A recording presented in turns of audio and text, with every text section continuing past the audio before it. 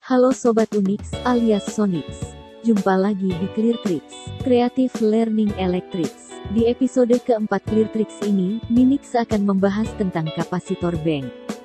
Kapasitor bank berfungsi untuk memperbaiki faktor daya.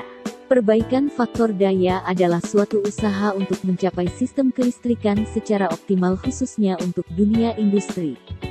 Faktor daya yang buruk dapat merugikan suatu sistem kelistrikan bagi pelaku industri itu sendiri.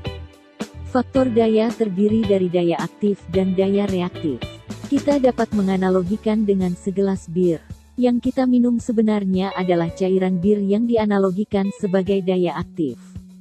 Sedangkan buih dianalogikan sebagai daya reaktif atau kerugian daya. Daya aktif adalah daya yang dipakai oleh peralatan listrik.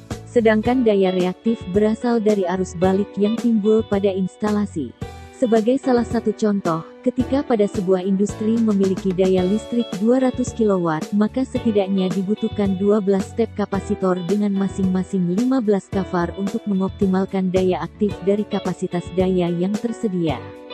Kapasitor bank bekerja untuk memasok kebutuhan daya reaktif sehingga biaya kerugian daya yang harus dibayarkan ke PLN jauh lebih murah dan penggunaan daya aktif tetap optimal.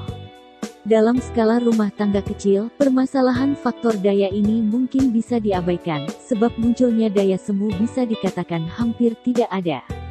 Namun lain halnya dengan industri, di mana beban listrik yang dibutuhkan sangat besar dan terdapat banyak peralatan listrik yang menghasilkan daya reaktif seperti dinamo motor, kompresor, pompa, dan lainnya. Kapasitor terdiri dari dua kategori. Kapasitor standard duty dan kapasitor heavy duty. Kapasitor standard duty berukuran kecil dan berbentuk tabung dari aluminium atau plastik. Sedangkan kapasitor heavy duty berukuran besar dan berbentuk box yang terbuat dari baja yang mengandung minyak sebagai pendingin. Sihlin elektrik memiliki dua tipe kapasitor, yaitu tipe SHR dan tipe SHS. Kapasitor tipe SHR merupakan kapasitor standar duty, dengan pilihan kVAR, mulai 2,5 kVAR hingga 30 kVAR.